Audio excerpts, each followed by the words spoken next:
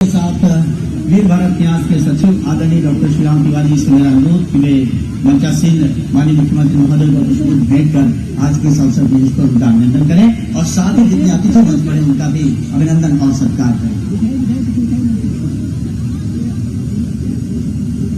माननीय डॉक्टर तिवारी जी वीर भारत न्यास के सचिव हैं, स्वागत कर रहे हैं माननीय मुख्यमंत्री महोदय का। कृष्ण वंदे जगत को और सभी मंचासीन अतिथियों का सत्कार करते हुए आदरणीय तिवारी जी, ये बहुत ही गौरव की बात है कि भगवान श्री कृष्ण की ज्ञानस्थली उज्जैन से अंतर्राष्ट्रीय गीता महोत्सव के माध्यम से संपूर्ण भारतवर्ष में ये प्रकाश अब फैलने वाला है, जो इसका प्रारंभ हो चुका है। और संस्कृति अवसर मुख्यमंत्री माननीय डॉक्टर मोहन यादव जी की अनूठी पहल, जिसका अनुकरण अन्य प्रदेश भी इस समय कर रहे हैं। मुझे अतिथियों का स्वागत सत्कार। आवाज आई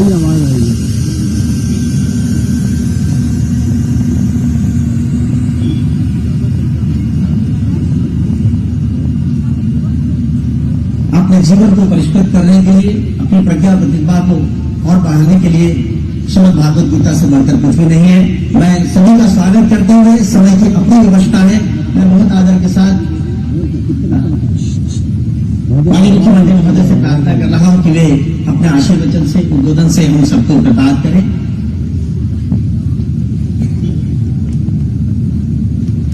और सब एक बार आप जोरदार तालियां बजाकर हाथ प्रकट करें।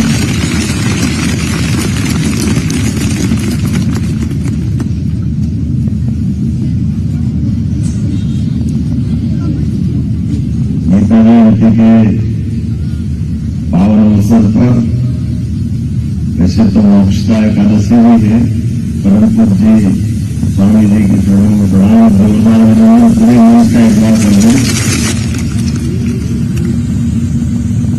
कृष्ण वंदे जगत गुरु, ये प्रदेश की धरती उज्जैनी अवंतिका कई कारणों से, कई प्रकार के ऐसे ऐतिहासिक उदाहरणों से, घटनाओं से, इतिहास से हर काल में हर एक बार गौरवान्वित होती आई।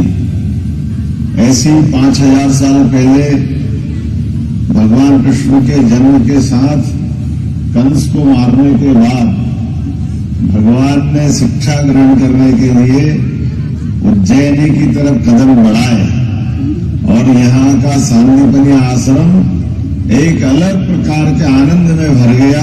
वो एहसास उस काल के लिए भी हमारे लिए गौरवान्वित करने वाला है, जब अमीर गरीब सबके लिए हमारे आश्रम खुले होते, सबको समान रूप से शिक्षा मिलती, तो एक अलौकिक व्यक्तित्व और एक बहुत अलग प्रकार के घटनाक्रम से निकल के आने वाले भगवान कृष्ण बलराम, वो भी शिक्षा पा रहे हैं।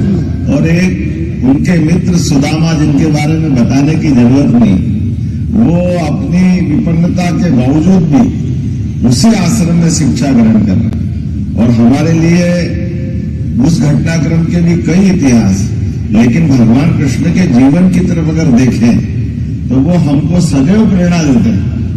भगवान अपने जन्म के पहले की घटना तो उनको कैसे मालूम होगी, लेकिन उनके भगवान के माता पिता ने जितने कष्ट सहे, वो हमको सबको अलग अलग ग्रंथों से, कथा से, कई जगह से, हमारे तमाम संत वृंद के मुखारविंद से सुनने में आता। लेकिन इन कष्टों के बाद भी भगवान जब अपना जन्म लेकर के आते हैं और बचपन से ही सारे संघर्षों से विजय पताका फहराते हुए, कष्टों में मुस्कुराना, वो कालिया नाग के ऊपर कोई कर सकता तो नहीं ही कर सकते। हमारे लिए वो इतिहास की अद्भुत घटना है, हमारे लिए सदैव प्रेरणा देता रहे। सांप के फन पे कोई नृत्य करे और मुस्कुराए, ये तो नहीं ही कर सकते। और कंस को मारने के बाद कुर्सी के बजाय पढ़ने को महत्व देना, ये हमारे विद्यार्थियों के लिए, सबके लिए जीवन में सबक कि वो न केवल शिक्षा के प्रति अपना भाव बढ़ाते हैं, बल्कि एक तरह से जब शिक्षा दिखती है तो कुर्सी भी तैयार सिंहासन भी तैयार था। वो कंस का राज्य भी छोटा मोटा नहीं था, लेकिन कुर्सी पे न बैठते हुए शिक्षा की महत्ता क्या है, और ये बता भी दिया उज्जैनी ने कि जब वो शिक्षा ग्रहण करने आए तो उज्जैन का विद्यार्थी एक आश्रम से आचार्य सांदीपनि से शिक्षा ग्रहण करते हुए किस प्रकार का व्यक्तित्व दुनिया देखती है, और आचार्य सांदीपनि के शब्दों में कृष्णम वंदे जगत गुरु, अपने शिष्य को अपने सामने आचार्य के रूप में देखना, जगत गुरु की पदवी देना, ये केवल उज्जैन में सांदीपनि ऋषि कर सकते हैं, आचार्य कर सकते हैं। ये भी इतिहास न्याय बना। अपना ही शिष्य, उसका बात का व्यक्तित्व दुनिया ने देखा है, लेकिन यही अपने जैसे हांडी में से चावल पहचान लेते हैं, ऐसे आचार्य ने अपने शिष्य को पहचाना, और जितना जो हो सकता है गुरु के पास वो सब भगवान कृष्ण को दिया। और भगवान ने भी वो शिक्षा की ऐसी गांठ बांधी कि बाद के कालक्रम में हमेशा सारी चुनौतियों के बीच मुस्कुराना भी, और अपने कर्तव्य के पथ से कर्म की तरफ मौत के भय से दुनिया को निकालकर, जीवन में जिसका जन्म हुआ उसकी मृत्यु तो निश्चित है, लेकिन अपने कर्म बात के आधार पर कभी मौत का कोई भय नहीं हो सकता। सदैव धर्म मार्ग के चलने के लिए, और उनके माध्यम से तो दुनिया ने भारत का यदा यदा ही धर्मस्य, ये जो भाव है कि जब जब धर्म की हानि होगी, अधर्म बढ़ेगा, तो हमारे यहां परमेश्वर स्वयं आएंगे और परमेश्वर आकर के इस दुनिया में पुनः धर्म की स्थापना करेंगे, सत्कर्मों की स्थापना करेंगे, मानवता की स्थापना करेंगे, और सृष्टि के संचालन में हमारे उस मूल वेद वाक्य के आधार पर, जिसको हम वसुदेव कुटुंबकम के नाम से भी जानते हैं। इसलिए चाहे अर्जुन का मन का भय हो या नरकासुर का अन्याय हो, भगवान के साथ कई प्रकार के ऐसे घटनाक्रम जुड़े हैं जिसके आधार पर, और कई घटनाक्रम की तो जानकारी छूट ही जाती है। भगवान ने अपने जीते जी अगर द्वारका से बाहर कदम बढ़ा करके अपना समय पहचान लिया, तो भगवान ने अपनी द्वारका में अपने शिष्य को भी, या भगवान ने अपने जीते जी अगर द्वारका से बाहर कदम बढ़ा करके अपना समय पहचान लिया, तो भगवान ने अपनी द्वारका में अपने शिष्य को भी या अपने पुत्र को भी द्वारका की गद्दी नहीं दी। इसीलिए सच्चे अर्थों में भगवान तो जनतंत्र के नायक भी हैं, गणतंत्र के नायक भी। मुझे नहीं मालूम, वैसे विद्वान बताएंगे कि द्वारका में भगवान कृष्ण की अपनी लीलाएं समाप्त होने के बाद उन्होंने अपनी द्वारका की व्यवस्था में अपने वंश में किसी को गद्दी पे नहीं बिठाया।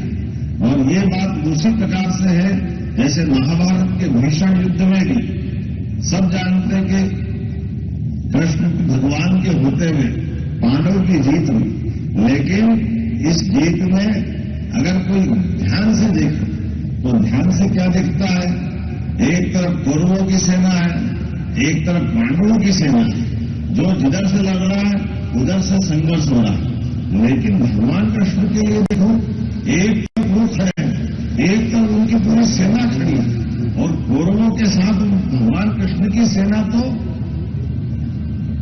किसकी कीमत चुका दी?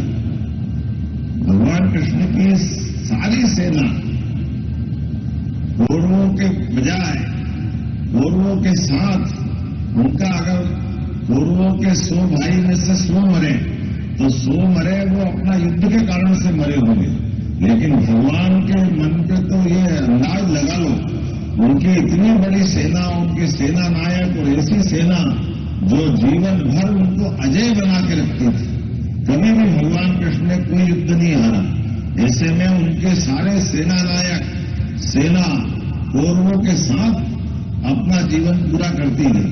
लेकिन भगवान का मन कितना पक्का होगा, जिन्होंने कहा कि जिसका जन्म हुआ है उसके साथ कर्म जुड़ते हैं, और सबका समय आता है। तो अपनी सेना और सेना नायक को कभी मन में तो प्रश्न आता ही होगा कि कोई तो भगवान से कहेगा हम तो आपके आर्डर से ही सामने खड़े, हमने मर्जी थोड़ी चली, लेकिन आपके उस भाव के आधार पर आपने कहा सेना उधर रहेगी, हम इधर रहेंगे, हमने तो आर्डर का पालन किया। लेकिन भगवान के रथ संचालन करते करते उनके बड़े बड़े सेना नायक भी अगर शरीर छोड़ रहे होंगे तो भगवान की तरफ निगाह से देख रहे हो तो भगवान के मन पे क्या बीत रही होगी। यही कर्मवाद के आधार पर भगवान अपना विराट व्यक्तित्व का जीवन भर अलग प्रकार से देखते रहे। इसी को हम भगवान कृष्ण को कालिया नाग में देखते हैं, इसी को महाभारत के भीषण युद्ध में पाते हैं, इसी को अन्याय के प्रति नरकासुर को मारने में पाते हैं, इसी को कदम कदम के पांडवों की व्यवस्थाओं के आधार पर धर्म मार्ग चलने के लिए। मैं आज के इस अवसर पर गीता जयंती की जब बात आती है, पवित्र गीता तो वाकई में इतना पवित्र ग्रंथ जिसमें सब कुछ है। गीता जी के लिए वाकई गीता से बढ़ के कोई ग्रंथ नहीं। अंतर्राष्ट्रीय गीता महोत्सव मध्य प्रदेश सरकार की तरफ से मनाने के लिए मैं हमारे अपने यशस्वी प्रधानमंत्री का जोरदार अभिनंदन करें, श्रीमान नरेंद्र मोदी जी, जिनके माध्यम से 2020 में शिक्षा नीति पुनः संशोधित रूप में आई और इस संशोधित रूप से आने के बाद अब हमारे पाठ्यक्रम के अंदर भी हमें गर्व है, हमने गीता जी को भी महत्ता दी है और गोपाल कृष्ण की लीलाओं को भी महत्ता दी है। उनको अगर इन आदर्शों से ही सीखना है तो उसमें क्या आपत्ति हो सकती है। हमारे लिए धर्म के माध्यम से जीवन के मर्म को समझने के लिए मौका मिलता है।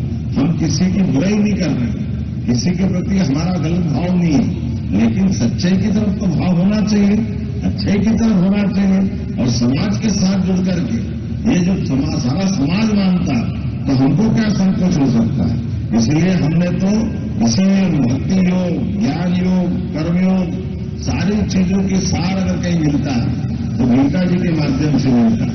और सच में गीता तो वो किताब है जो हर स्कूल के बस्ते के अंदर होना चाहिए, हर बच्चे के साथ होना चाहिए, ये हमारा सौभाग्य होना चाहिए। गीता जी के माध्यम से हमारी पीढ़ी, आने वाली पीढ़ी और खासकर तो लाइफ बैलेंस करने के लिए वाकई अद्भुत है। जितना प्रैक्टिकल ज्ञान गीता जी देते हैं, कितना सुंदर वर्णन है। और ये 15वां अध्याय जिसका पारायण होगा, इसको तो पुरुषोत्तम योग कहा गया है। क्षर और अक्षर दोनों से भी ऊपर कोई है तो वो है पुरुषोत्तम। हम सब जानते हैं अक्षर हम रोज लिखते हैं और क्षर अक्षर के बीच में से भी उससे ऊपर बता दें। और भगवान की भी भगवान ने कैसी बात बताई कि मनुष्य आत्मा लेकर के परमात्मा से हमारा जीवन अलग होता है, लेकिन अलग होने वाले जीवन में हमारे कर्म हमारे साथ रहने वाले, उस पर भगवान का अपना भाव अलग हो जाता है। अभी बड़ा मुश्किल जाता है कि मेरे कर्म मेरे साथ रहे, मैं भगवान की आत्मा भी तो परमात्मा का हिस्सा है।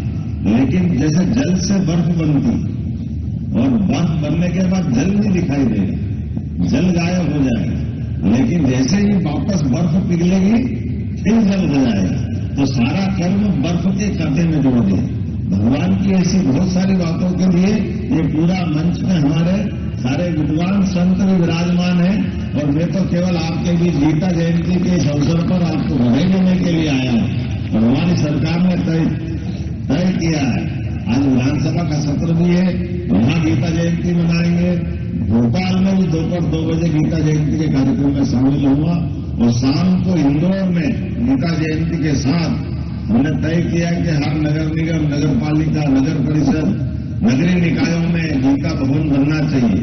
तो आज गीता भवन की सौगात मध्य प्रदेश को मिलेगी। हमारे इंदौर राजवाड़े के पास ये गीता भवन की सौगात के माध्यम से हमारी सभी प्रकार की गतिविधियों का संचालन करने के लिए गीता भवन से अच्छा कौन सा भवन हो सकता है, जहां पर हम अपने ऐसे सभी प्रकार के विचारों का प्रभाव भी देखेंगे। बच्चों के साथ साथ और भी बहुत सारी गतिविधियां चलेगी, लाइब्रेरी होगी, कंप्यूटर साइंस की शिक्षा की व्यवस्था होगी।